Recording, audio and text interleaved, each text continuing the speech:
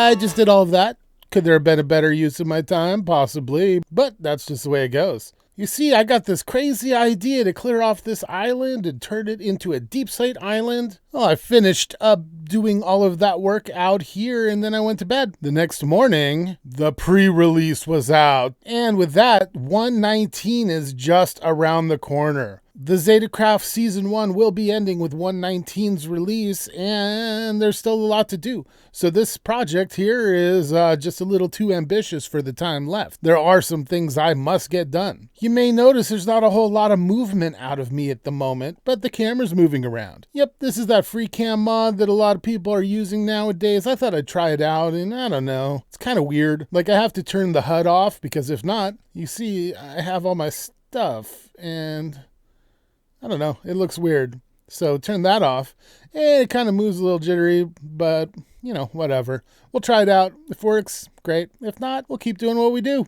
Now, throughout the season of ZetaCraft, except for a little hiccup in the beginning, I've been really consistent with videos until this last week. Well, I recorded the videos for last week, and then I went to edit them, and I realized that for some reason, my recording software decided to disable my mic. Just randomly, but back at the beginning of the week, like right after my last episode stuff. So everything I recorded had zero audio and was really weird, and so I have to redo some stuff. Some stuff is lost forever, unfortunately. See, we got together for the big Spawn collab build to finish Spawn, and yeah, that was great. And I was there and I was talking, but I didn't know my mic wasn't listening. Now, in that collab, luckily, my audio worked for everybody else that was there, so I recommend you go check them out to see the full video of what happened. RickyCraft, Mineless, TimeArchitect all recorded it, so their video should have good footage of it. I was there, of course, and so was Shadow Ginger, and it was a great, fun build, and I think Spawn looks spectacular now. And I hope you guys like it too. So this scene I'm recording again, hoping it's going to work out. You see, there's a big road project going on with Hypno and Ricky, where they're putting roads in, connecting all the bases in the shopping district and Spawn throughout the server, and it's amazing. And it'll really help with that immersion for people who come in on the world download and want to look around and feel like they're part of the world like we were. Now, Hypno has completed the road in this area all the way up to the island here, my Sea Elf Island, as you can see. And yeah, that's a different view there that people might not be familiar with, something I'm going to show off in this episode that I did in the past. But yeah, the roads. So I went ahead and I connected the road from my base over there, across the land here, all the way over to the village portion on the top of Hypno's base where the road came in. And I'm about to go show you guys that and then give you a little tour around the larger island just to show you guys some of the things I've done in free time around here. Now let's take a look at this island really quick. Yep, that's a nice size island down there. Used to be covered with trees and really block the view of my area over there and just the island itself and even Hypno's area and his little secret project he's got going on right there. But we're not going to talk about that. So anyway, even though I'm not going to be building on the island, at least the clearing of it gave a better view of everything behind and maybe gives you the feeling of new land growth coming up from all the volcanic activity in the area. So as you can see, we are at the southern portion of the village, and right here is where the roads naturally kind of left the village. And I haven't done a whole lot here, but I went ahead and I kind of finished decorating just the paths. There's one here and there's one here that goes around. It would have been used more for buildings in the area if we had more time, but we don't. So this is probably all that's going to be in this area, but I think it still came out pretty dang good. So let's take a walk. We have some ruined fencing here and more here. Something I like to do a lot on my paths. Here we have one of the Elven emblems, letting you know here you are, you're in the Elven town. And here we have some of those little fantasy Elven lights that I've been putting around the place. Now these lights, if you see them, they tend to only be around paths. So if you're lost, look for these and they should get you back to a path in my area. And let's continue down. Oh, you know, it's kind of dark. I better sleep really quick. Okay. Now, here we have some more ruined fencing, like structural fencing. I don't know what to call it. It's just something I do. It really, I feel, helps give you a sense of an enclosed path or a shape of the path without being too enclosing. You can still get out and around it. It's just to give you a feel of a path being here and just to help mix up the decoration some. So let's keep going. Here we have a little bit of a pond on this side, and it's slightly decorated. It's got some plants down there, but it definitely feels like it could use some more. Maybe I need to put a little bone meal on there and get some seagrass going. Something else you may notice, we have lilies of the valley, and we have orange poppies all over the place. That right there is a sweet berry, not a poppy. So originally, like most places in Minecraft, this land was covered with the poppy and the dandelion. And I went around and removed every single one of them and replaced each one of them with these flowers. Something I did to help customize this biome just a little further and set it apart from other biomes. And it's something that's easily overlooked, but a cool little detail, so I thought I'd point it out. Let's keep on going down this cool little path. And here we have a little bit of a split down here. It takes you down to the river area. It's kind of nice, peaceful little spot. But I thought I might also put a little bridge here across to the other island originally. Probably not going to do that now. Probably not going to have time, but there it is. And if we go back up here to the split, you see that over here, there's another one of the Elven emblems, but this one's off in the side. It's very overgrown and probably ancient, right? So we keep going and we keep going. The path is still looking nice. We got here a bigger portion of the path that splits off on both sides of this little island. And more structural fencing and all of that. And down the steep embankment all the way down the slope. And here we are at Hypnojo's village. And finally on this path, we have this thing, the Sea Elf banner. Just to let you know, you are entering Sea Elf territory. Be on your best behavior. Sea Elves are coming.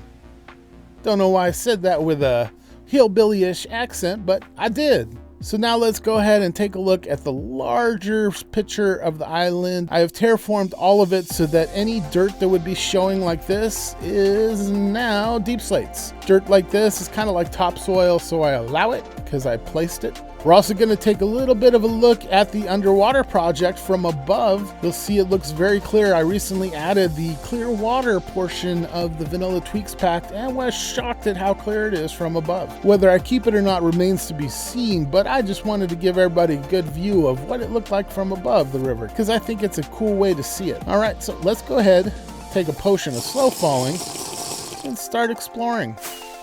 So here we are over Hypno's village, and this is what he sees. This is kind of the forgotten side of my mountain back here, especially over there, because I don't get out to this side much, but I did work the entire island. If we go over this way, you can see this river. It has been completely finished now as far as terraforming, and it's got a good amount of decoration. In the last underwater project video, you could see there was still work to be done over here, and it's pretty much done. This is a bit of a wheat field. That's something I wanted to try out. Not as structured as most of my giant wheat fields. I wanted to kind of make it more wild grown, like it's spread out on its own. And I don't know, didn't really work here.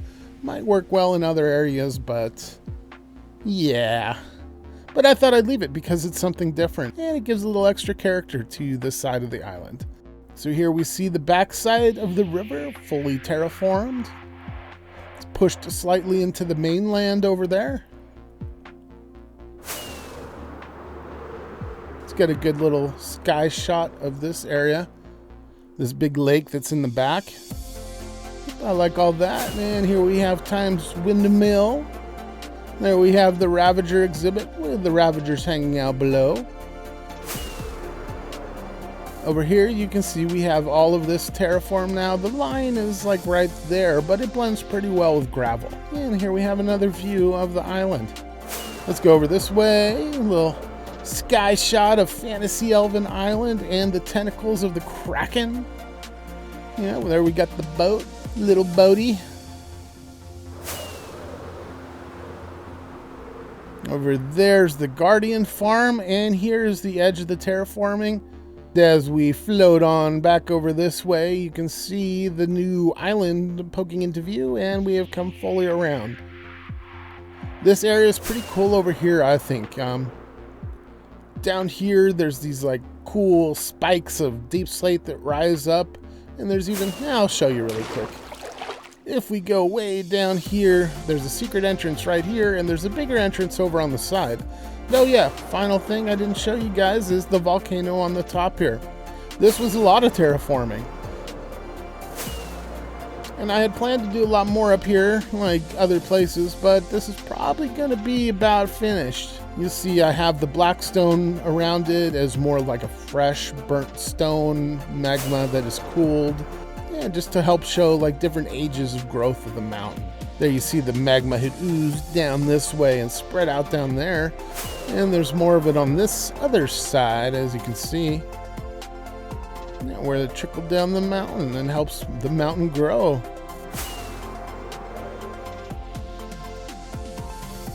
Now let's head back over here to the main area where I live most out here.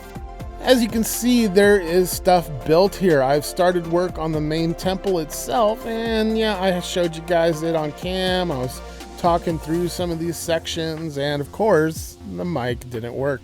So, yep, that footage is lost, and this is kind of where I'm at. We've got these two big pillars that are a little different shaped.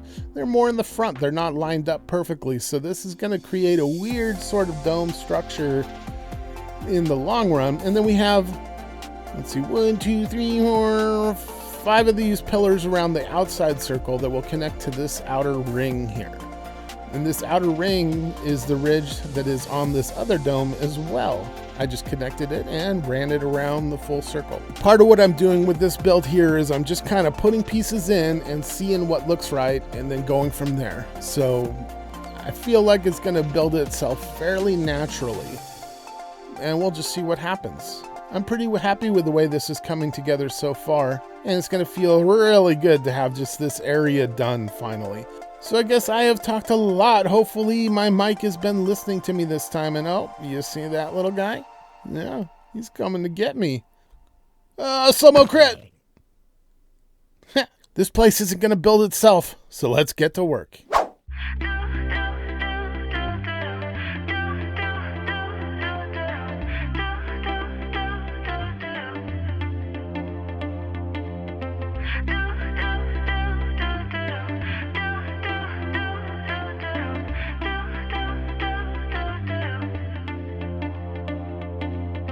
Hey kid, never stop running. Breakbeat, a dream that's drumming on. In the backseat, we're humming.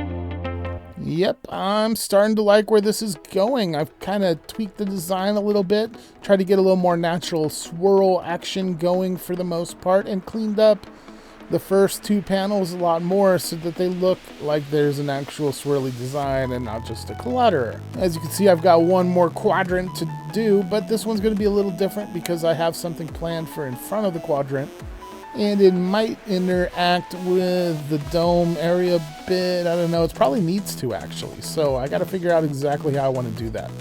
So I might leave it open for just now. Next phase is going to be putting the next part of the roof on and then continuing the decoration. I've got some plans for the rest of what's going to happen out here, and it needs to get done soon. But in losing an episode due to the lost audio, I have been pretty far behind on my schedule of releasing episodes. So I need to get this done and get this out there for all of you to watch. For now, everybody, thanks for watching and sticking with me through all my audio troubles. Thank you so much. I'll see you next time. You ain't failing if you're trying it. Ooh, gotta believe the future's brighter. You owe it to yourself to do what only brings you joy. So shut up all that noise, yep, shut up all that noise. Hey, just chill, I got all the time to kill. Yeah, I got good vibes, good vibes. I'm too blessed to give in to any stress, it's only good vibes.